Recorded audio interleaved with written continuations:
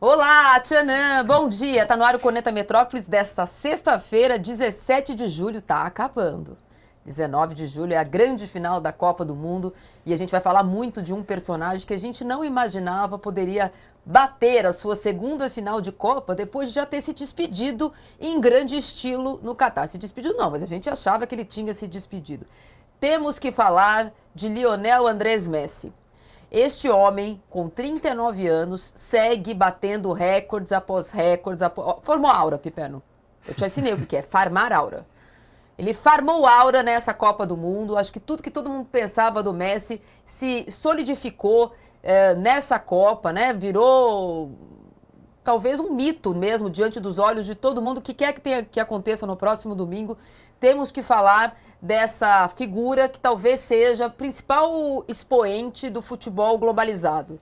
Do dia que ele estreou no Barcelona e na seleção argentina, até eventualmente o que pode ser a despedida dele do maior palco do futebol, que é a Copa do Mundo, a gente viu tudo que ele foi capaz de fazer e esse vai ser o principal assunto do programa de hoje. Estou aqui com o Fábio Piperno, que, com inveja do fato de eu ter um cachorro chamado Messi, disse que vai comprar um também. Bom dia, Piperno. Bom dia, dona Marília Ruiz. Não, realmente eu abro mão dos cachorros e tal. Minha mãe tem alguns, já preencheu a cota da família e tal, né? Algum chama Messi, não? Podia dar um pra ela, Messi.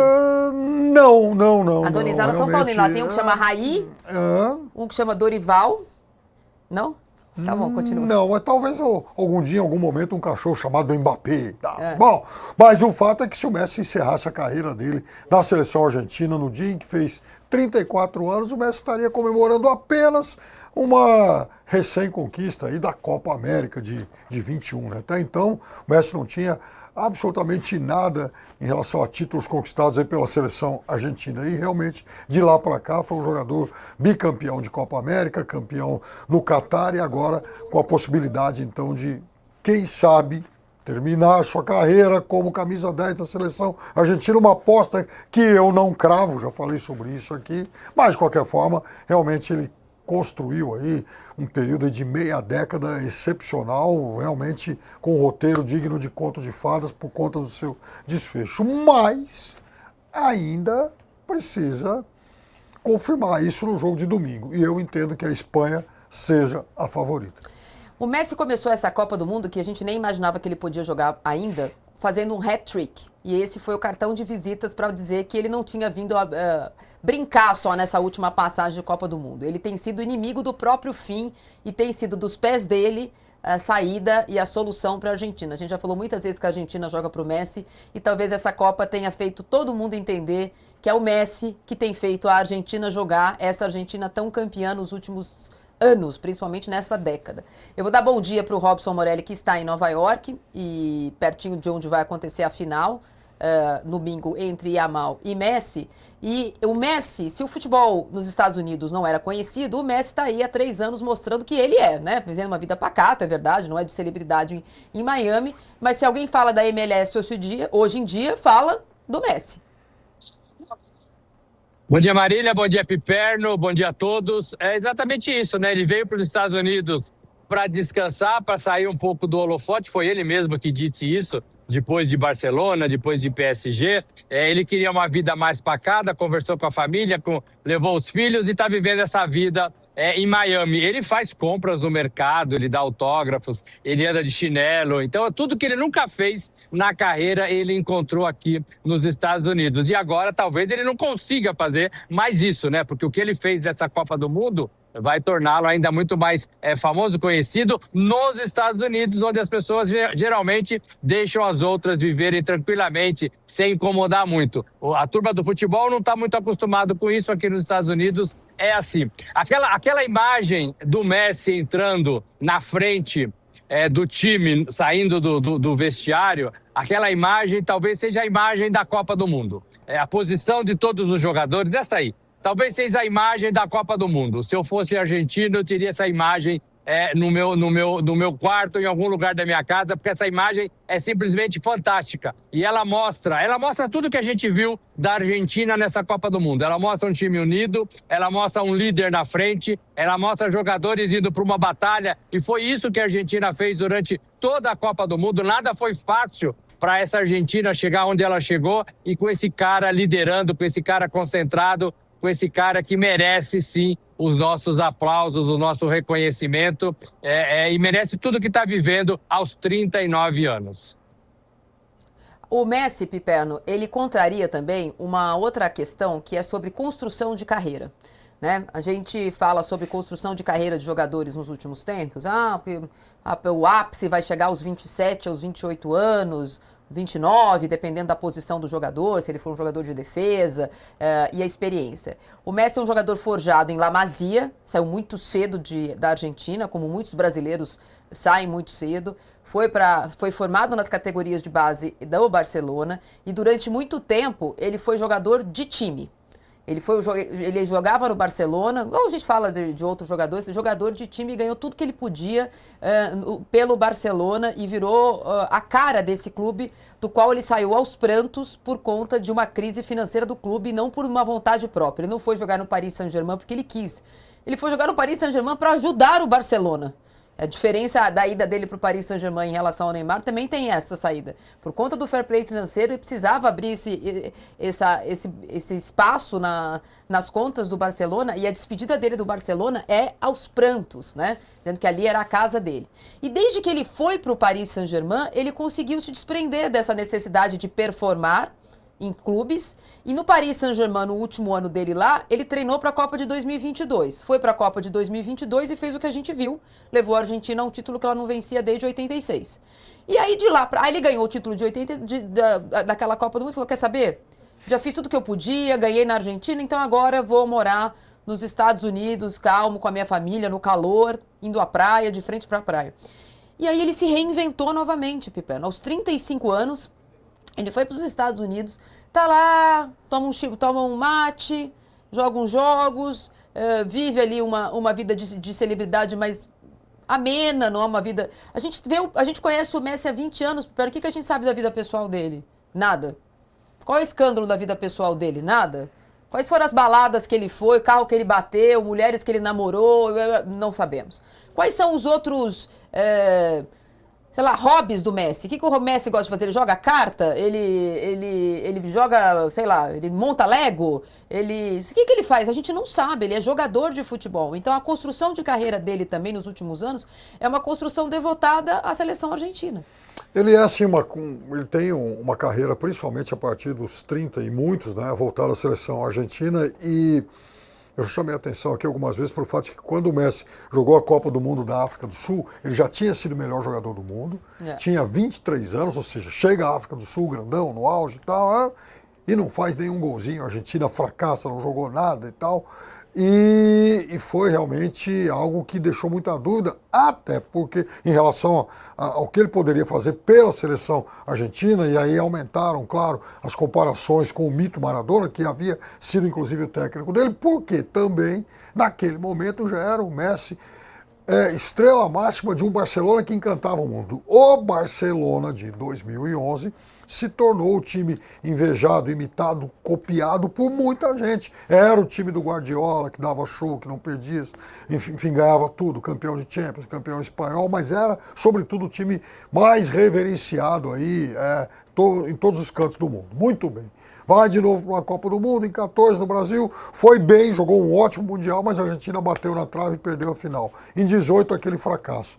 Entre 14 e o fracasso de 18, 2 derrotas doídas em finais de Copa América, a ponto, inclusive, de na segunda ele falar, chega, não vou jogar mais pela seleção argentina. Aí, claro, foi convencido a voltar e tal, e ainda bem que isso aconteceu. Mas, de fato, há essa ruptura com o Barcelona, e quando aconteceu isso, muita gente imaginou que a carreira do Messi fosse mergulhar aí no seu ocaso, né? E aconteceu exatamente o contrário. Se em clubes ele não jogou mais como ele é, como o Messi do Barcelona, a seleção argentina viu a melhor versão do Messi com a camisa albiceleste. E quer saber de uma coisa? O argentino está pouco se lixando que ele não foi bem no PSG e que joga numa liga recreativa. O que o argentino reverencia e quer saber, sim, é como esse Messi consegue tantas façanhas aos 39 anos com a camisa albiceleste. Agora, o Messi encontrou em 2 lugares o ambiente para fazer tudo isso, né? Porque no Barcelona ele cresceu lá, então ele tinha esse ambiente e ele foi forjando esse ambiente em torno dele. O Messi sempre foi um cara de grupo. A gente já viu muitos craques por aí que ficaram pelo caminho, que se perderam, que brigavam por camisas, por números de camisas ou por preferência de treinador. Enfim, o Messi sempre foi um cara de grupo. Então, no Barcelona, ele tinha esse grupo, ele tinha essa vontade, as pessoas certas com quem trabalhar. E ele encontrou isso também nessa segunda parte da seleção brasileira, da seleção argentina. A seleção brasileira está fora de tudo isso.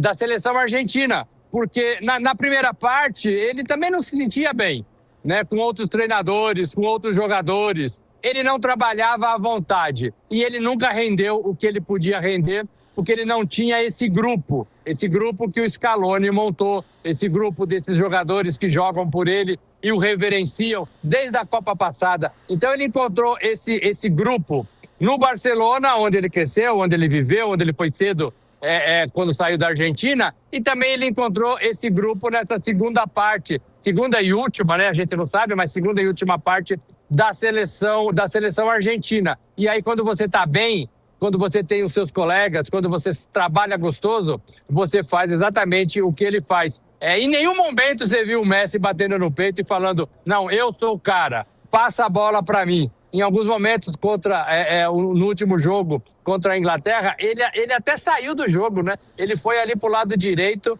ele ficou ali escondidinho, e dali ele fez o que fez. Então é um Messi que sabe jogar em grupo também. Além de tudo que ele sabe fazer com a bola, ele sabe jogar em grupo e ele se sente feliz quando ele tem um grupo desse para participar, sendo mais um apenas. Bom, para você que está com a gente nos canais de Fast TV, a gente vai para um rápido intervalo. E para você que está com a gente aqui nos canais do Metrópolis e do Metrópolis Esportes, eu vou convidá-los a votar na nossa enquete. Atenção, olha lá, é uma enquete sempre clubista, é uma enquete que tende a atrapalhar, não influenciar a nossa audiência. Pergunta, quem vai decidir a final? A foto é de quem? Por que não tem 2 fotos? É difícil assim. Messi, Yamal ou outro jogador, você entra nos nossos canais e vota nos 2 canais, tá? Entra no canal do Metrópolis, da Metrópolis TV, entra lá na nossa live, deixa seu like, compartilha, segue, vota na enquete. Vai no Metrópolis Esportes, faz a mesma coisa, vota, compartilha, deixa seu like, se inscreve no canal lá, inscreve-se no canal e vota na enquete, porque ontem no canal do Metrópolis deu uma coisa e no canal do Metrópolis Esportes deu outra, então hoje você tem que votar nas 2, mas vota igual, né, senão a gente fica sem saber o que vocês estão querendo, vota nas 2 enquetes igual. Pessoas volúveis. Pois é. Ô Piperno, sobre o Messi ainda, além do hat-trick na abertura contra a Argélia, o que a gente viu era, será que o Messi dessa vez... porque na outra Copa houve a sensação, na minha opinião, no meu comentário, de que a Argentina tinha um time para o Messi jogar. Né? Não foi o que tinha acontecido nas Copas de 18, 14, 10, que o Messi precisava carregar o time e ninguém sabia o que fazer. O Scaloni conseguiu montar um time para a Copa de 2022, um bom time em que o Messi pôde brilhar. Um bom time que tinha um parceiro coadjuvante, um Batman e Robin, Piper. Tinha um Di Maria espetacular. A Copa começa com o Lautaro titular, depois o Julián Álvares decisivo. O meio de campo que tinha o McAllister, que jogava no Brighton, saiu da Copa e foi vendido para o Liverpool. Foi um time que jogou bem também naquela Copa, apesar dos sustos que a Argentina teve. E aí, Pipena, como o Messi foi um jogador que foi até abriu mão do Messi em vários jogos de eliminatória, parecia que o Scaloni estava se preparando para que a Argentina pudesse jogar sem o Messi. E nas eliminatórias foi assim durante muitos jogos e ainda assim a Argentina foi líder das eliminatórias com o pé nas costas. O Messi jogou poucos jogos fora de casa nessas eliminatórias. A maioria dos jogos que ele fez foram jogos na própria Argentina e mesmo assim ele foi, por exemplo, Brasil 4-1 ele não jogou, Pipena.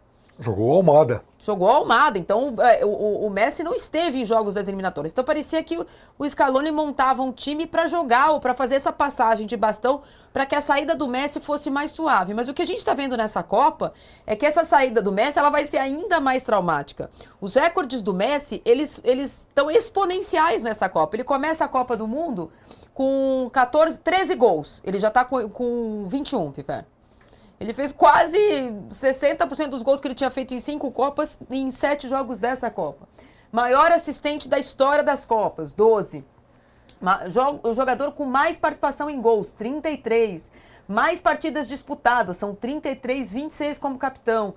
É o jogador com mais vitórias, 23. Mais partidas consecutivas marcando gols, 9 jogos seguidos entre a Copa de 2022 e a de 2026 fazendo gols. Mais prêmios de melhor em campo, são 15 vezes que ele levantou aquele troféuzinho, Piperno. Às vezes com cara envergonhado, às vezes com cara feliz. 2 vezes ele ganhou a bola de ouro, na Copa de 2014 e na Copa de 2022. E só está aos 38 anos e 357 dias, foi o jogador mais velho a marcar um hat-trick, porque é na estreia da Copa e ele faz 39 durante a Copa. Eu acho que são muito importantes as comparações com a seleção de 2002, porque a seleção de 2002 era esse time agora, 4 anos 22. mais jovem. Desculpa, 22. Era esse time atual, 3 anos e meio, 3 anos e 7 meses, para ser bem exato, tal, mais jovem. Então, se o Depou for escalado como titular domingo, coisa que eu acredito que ocorra, a Argentina começará esse jogo de domingo, muito provavelmente com 9 titulares que iniciaram a decisão de 2002. Ou seja, o mesmo time, o que trocou, Otamendi, que está no banco, e o Di Maria, que se aposentou da seleção. O resto do time é igual, né? Agora, então você pega um time igual ao outro, qual é melhor? O atual, esse aqui. Desculpa, o original, que era um time 3 anos e 7 meses mais jovem. Né? Então esse é um time envelhecido, esse é um time com vários jogadores que talvez não retornem mais à seleção argentina. Veja, é uma seleção argentina que hoje que chegou a embarcar para o Mundial com o Giai lá como terceira opção, porque Molina e Montiel, os remanescentes da última Copa do Mundo, Molina e Montiel, o chefe, né? Eles já são jogadores veteranos e que fisicamente não estavam bem. Em 2022 eram jogadores muito mais inteiros. O Enzo Fernandes explodiu naquela Copa, depois foi inclusive Defesa e Justiça pro céu, o Brighton e Chelsea, quer dizer, foi vendido por mais de 100 milhões de libras, uma fortuna. Quer dizer, então foi um time que se valorizou muito. Esse time agora não, já tem muita gente em reta de chegada. E aí você falou do coadjuvante, do Batman e Robin, então Messi Di Maria. De fato, essa Argentina de hoje não tem um jogador do nível do Di Maria para ser o coadjuvante do Messi. O Di Maria era um jogador excepcional. Ele era melhor do que todos os outros jogadores da Argentina de 22 e da atual. E, aliás, para quem não conhece a história, falou-se muito aí da foto lá do Messi com o Yamal.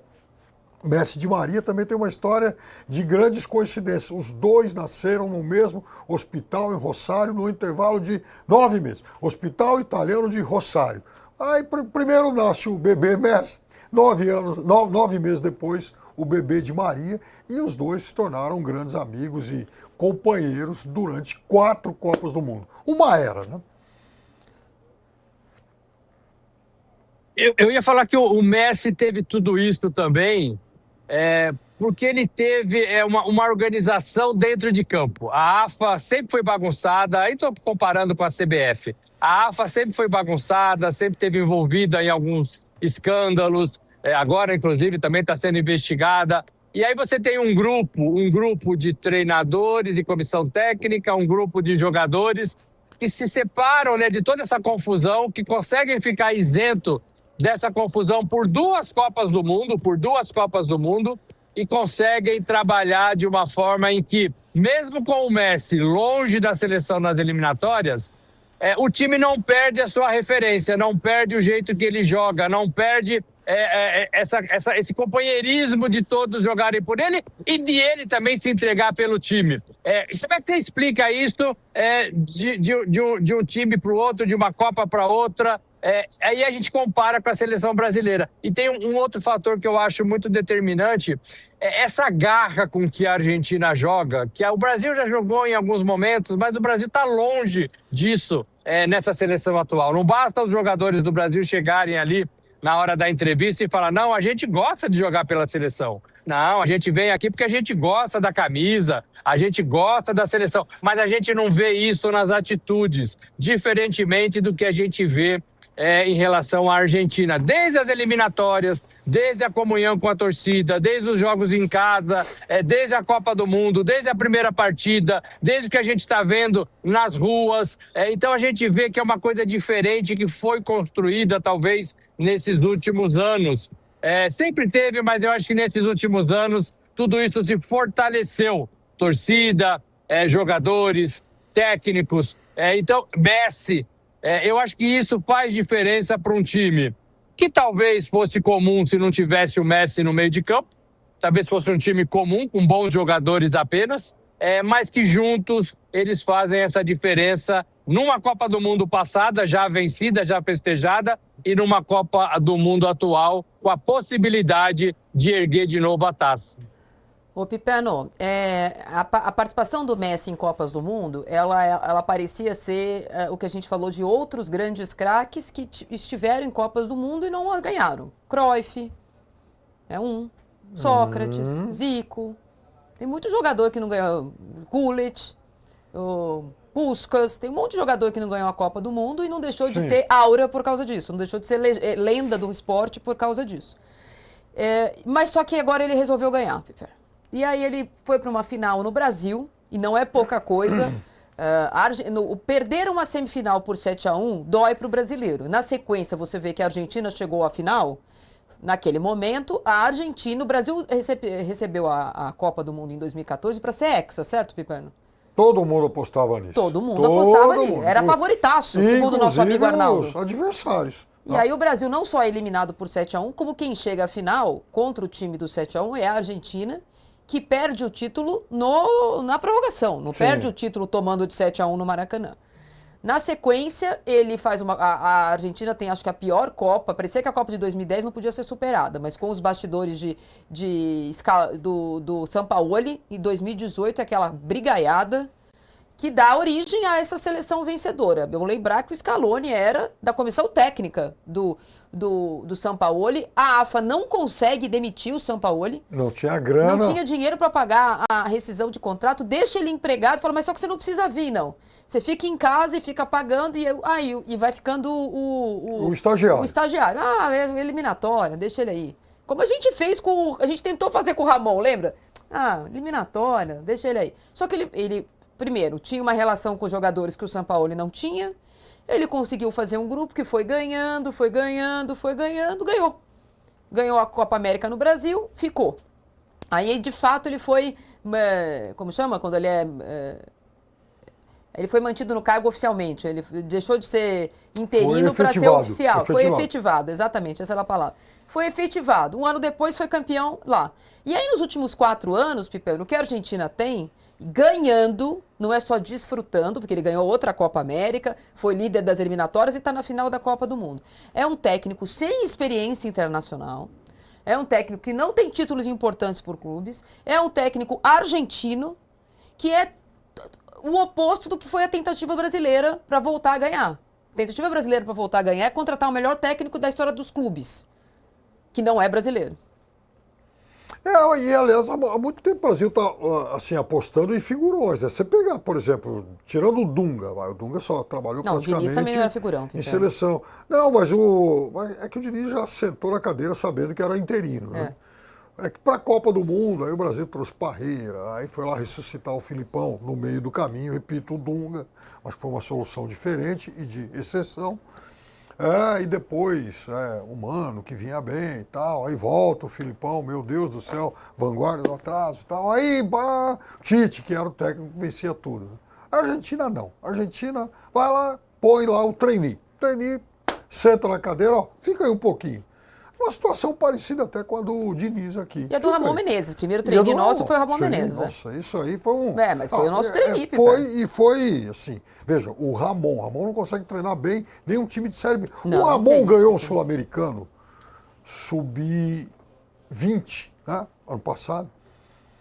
Mas No começo, o Brasil tomou 6-0 da Argentina. Era um time horroroso. Mas como tinha muitos talentos individuais, depois deu uma volta por cima e ganhou. Enfim. Mas o que acontece com o Scaloni tem muito a ver com a Copa América de 19 aqui no Brasil. A Argentina foi eliminada pela seleção brasileira em um jogo em Belo Horizonte, de arbitragem para lá de duvidosa, mas o Messi e também a AFA, mas muito mais o Messi, sentiram que, opa, parece que temos o princípio de um trabalho aí. Parece que a seleção começa a ganhar uma cara. E ali, por conta do que eles identificaram como um bom futebol aqui no Brasil, apesar da derrota para a seleção brasileira, eles resolveram bancar. E aí vem depois, 2 anos mais tarde, a Copa América de 21. A Copa América de 21, ela muda a carreira do Messi na seleção argentina, a vida do Scaloni, e para quem subestimava a Copa América, que não vale nada e tal, né, aquele título valeu ao Messi uma bola de ouro. Né? O Messi, quando ganha a Copa América, porque era uma temporada, né, na esteira lá da pandemia, que não tinha nenhum grande destaque individual, aí vai, o Messi ganha a Copa América, bom, o Messi ganhou um título finalmente, então vamos homenageá-lo. E aí o Messi ganha a bola de ouro. Só que a surpresa mesmo acontece em 22, né? Aí sim, ninguém apostava rigorosamente em uma seleção argentina que ainda iniciou a Copa do Mundo perdendo para a Arábia Saudita. E a Argentina deu a volta por cima e o resto é história. Então, é uma fábula, né? Eles realmente têm aí uma trajetória belíssima, tanto o Messi quanto o Scaloni. Agora, eu não sei o que o Scaloni vai fazer da vida depois da Copa. Eu vou perguntar para vocês vocês dois. Mas se ele caia fora. Eu acho que ele vai cair fora, mas eu tenho uma outra coisa. Ficou, Morelli, apareceu principalmente no jogo contra a Suíça, uma imagem que escancara que a gestão Scaloni é uma gestão mais aberta do que eventualmente outras. A gente ouviu, por exemplo, muitos jogadores brasileiros falando que não sabiam o que eles iam fazer, mas que o Endrick mesmo, vai para não falar toda hora dos mesmos. O Endrick, numa coletiva de imprensa, falou assim: o professor fala e acontece. Ele tem magia e tal, ele fala uma coisa desse jeito. E a gente viu, a olhos nus, o Paredes pedindo numa parada técnica contra a Suíça, pedindo para o Scaloni, explicando para ele que estava difícil para ele, porque ele tinha que sair para a direita para cobrir o lateral, o meia da Suíça, e que estava sobrando o atacante sozinho, e que o atacante estava ficando sem marcação e que ele precisava de ajuda. E aí o Paredes falou assim, o Scaloni falou assim: você quer o Otamendi? Então entra o Otamendi. Quer dizer, uma gestão em que ele ouve os jogadores. Não sei se aqui no Brasil seria muito bem recebido, não. Falar, olha, o técnico é pau mandado de jogador. Tal. A verdade é que quando você lê as críticas nos jornais argentinos, tinha uma coluna sobre isso no Clarim anteontem. Anteontem foi o jogo. Na véspera do jogo contra a Inglaterra, tinha uma coluna de um colega nosso jornalista justamente sobre isso, que falava como isso é bem recebido no futebol argentino. Então, que em outros times, que o Riquelme fazia quando jogava no Boca, que o Aimar fazia no River Plate, e contando que o Paris está fazendo isso. Então, também tem uma coisa de cultura. Para nós é estranho. Pô, eu te garanto que você, será que o técnico que manda, o cara que manda? O fato é que funcionou, né? A entrada do jogador funcionou e a gente está aplaudindo, mas também é uma gestão diferente daquelas que a gente está acostumado. Ele não é mister. Ninguém chama o Scaloni de mister. Ele é novo, inclusive, né? Ele tem 48 anos, ele tem acho que 9 anos a mais do que o Messi. Então, assim, é muito bom isso pro futebol. A gente que joga e já participou de campeonatos, de escola, a gente sabe que conversar é o melhor caminho para tudo. E isso não mudou no futebol. O futebol brasileiro que passou a adotar uma postura de que o treinador sabe tudo, ele decide tudo, ele é o mais bem pago e a gente vai na dele ganhando ou perdendo, indo pro abismo ou não, a gente vai com o treinador até o final. Claro que não pode ser assim, né? Você também não tem, por exemplo, na seleção brasileira, tem até alguns, mas que não fazem isso, Paredes, né? Você não tem jogadores que falam pro treinador, se a gente fizer isso, vai dar isso. Se a gente fizer aquilo, vai dar isso. Essa leitura que eu tô fazendo aqui de dentro do campo é assim e assado. Por isso que essa parada técnica, talvez, tirando toda essa confusão de parar, de cliques, de comerciais, ela é boa para ajeitar o time.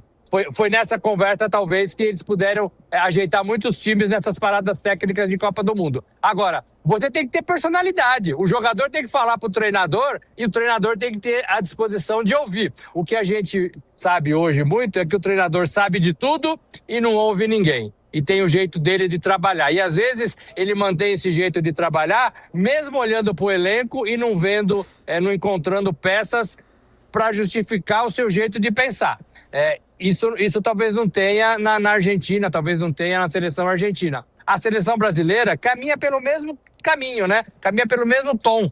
O treinador decide, o jogador se entrega, o jogador não sabe nada, absolutamente nada, e não conversa com o treinador. Não fala para ele, professor, o que a gente viu nas entrevistas da seleção brasileira? A gente viu o oposto disso. A gente viu jogadores que aceitavam jogar em qualquer posição, desde que fossem escalados.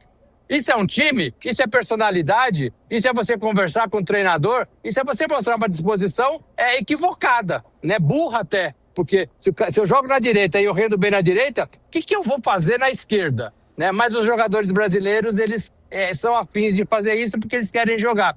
É diferente de você enxergar o jogo, de você passar uma leitura para o treinador, de você trabalhar num ambiente em que todos se respeitam e se conversam, em que ninguém quer derrubar o outro, ninguém quer pegar a posição do outro. O que a gente viu na seleção brasileira, um queria pegar a posição do outro. Não, se ele me pôr de lateral direito, eu tiro o Danilo e jogo de lateral direito. Não pode ser assim, né?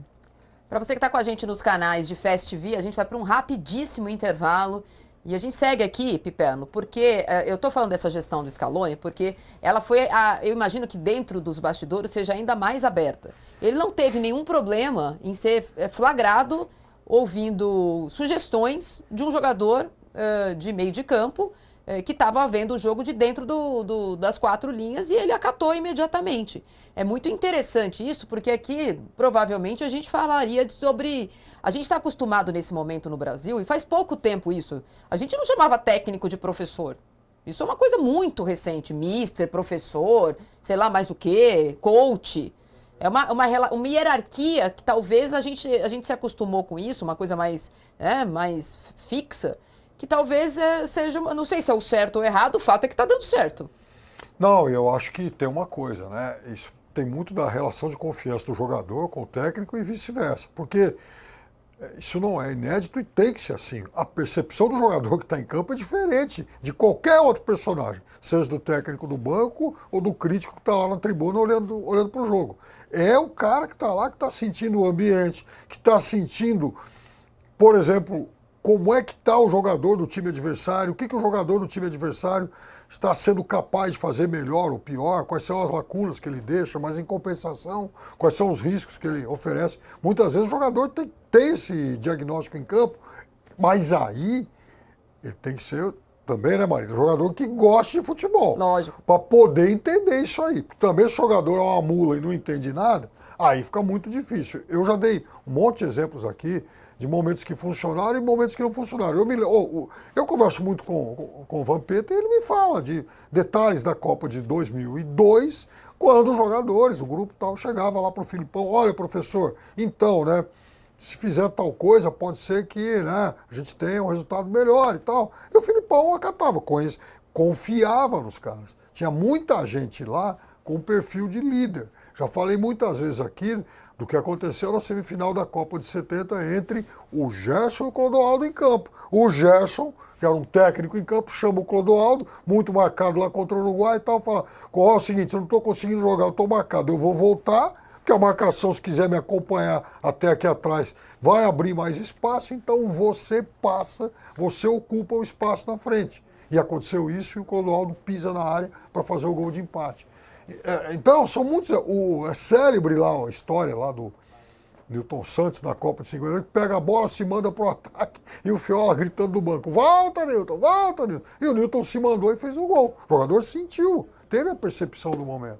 Então, eu acho que na França, depois nós vamos falar disso, na França, no vestiário após o jogo contra a Espanha, houve um mal-estar com a história de não colocar o Koné no jogo no lugar do Rabiot e manter o Tchouaméni, que é um jogador que vinha de lesão fisicamente, não estava bem, e os jogadores franceses sentiram que o time perdeu marcação.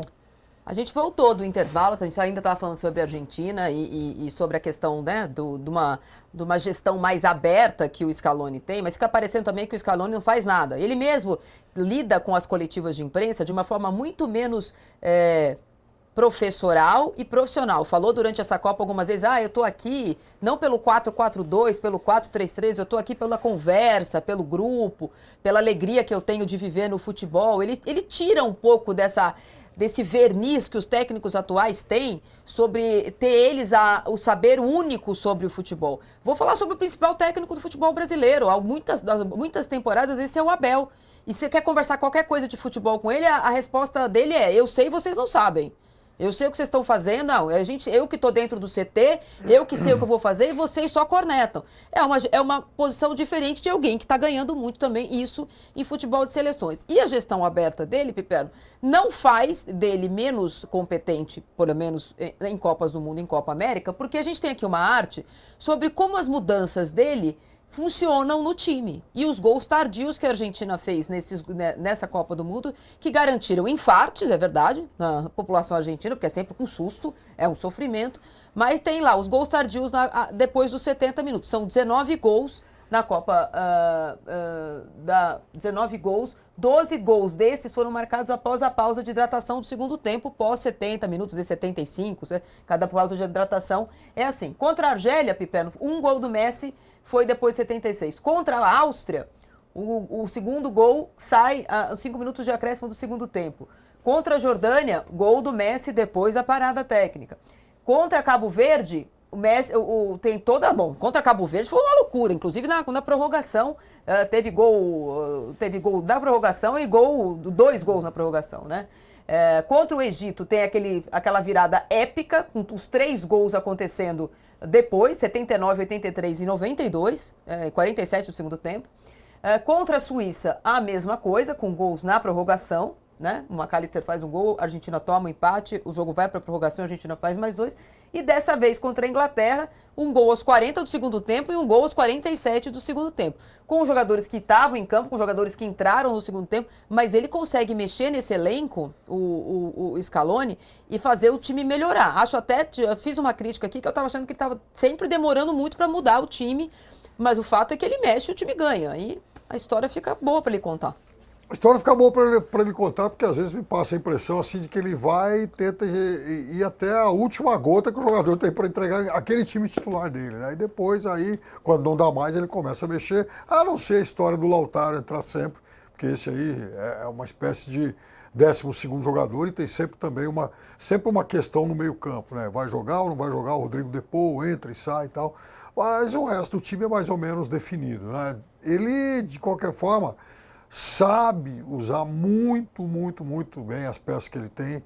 E, veja, é um time que vai ganhando tudo na conta do chá mesmo, né? Apertado e tal, porque não é uma seleção excepcional. A Argentina não é um time muito melhor do que esses aí que ela eliminou nas prorrogações. Porque a gente, veja, não são prorrogações em que a Argentina, no tempo normal de jogo, foi muito melhor que o adversário e não ganhou por azar. Não, muito pelo contrário, às vezes. E, por sinal, né?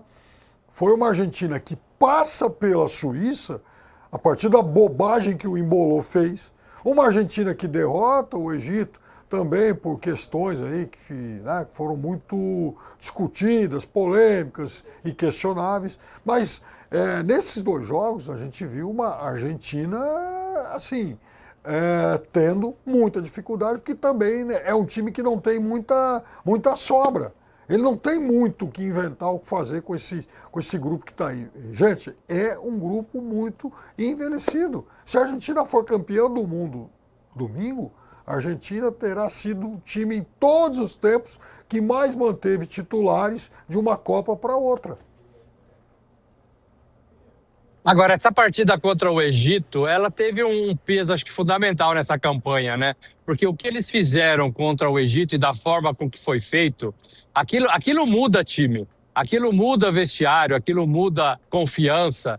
E eu colocaria essa partida contra o Egito, que também era uma partida que estava praticamente perdida, 2 gols de diferença para o Egito, e a Argentina vai lá no finalzinho, vai fazendo seus gols e vira essa partida, e teve aquela festa sensacional dos jogadores argentinos, daquela comunhão. Eu acho que ali tudo ficou muito fortalecido. Eu acho que ali a Argentina passou a acreditar, com todas essas pontuações que a gente fez de time mais velho, de time da outra Copa, do Messi ser desse cara com 39 anos, dessa falta de opção, dessa possibilidade, né, do Scaloni segurar um time o máximo que ele pode dentro de campo, porque o banco já não é essas coisas. Então, eu acho que aquela partida contra o Egito, ela fez essa diferença nessa confiança do time da Argentina. Agora, a gente não imagina tudo isso acontecendo com a Argentina sob o comando do Sampaoli, por exemplo, né? A gente não imagina, não consegue imaginar toda essa comunhão sob o comando do Sampaoli. A gente está falando do Scaloni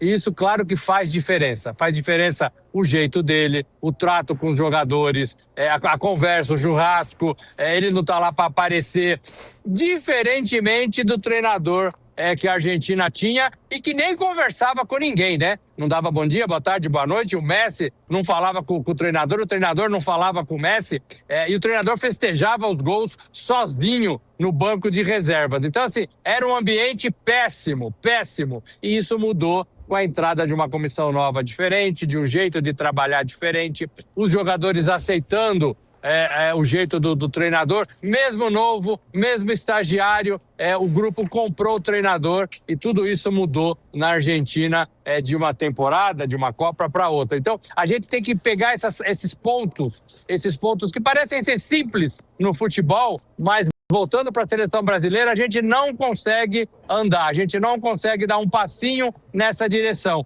O nosso time, o Brasil, não é unido, o Brasil não tem harmonia, o Brasil não é uma coisa verdadeira, a gente não sente isso, a torcida não sente isso, e o treinador chegando agora, depois de um ano, talvez entenda o que é seleção brasileira, o que é futebol brasileiro, o que é um grupo de jogadores brasileiros numa Copa do Mundo. Para você que está com a gente nos canais de Fast TV, a gente vai para mais um rapidíssimo intervalo e para quem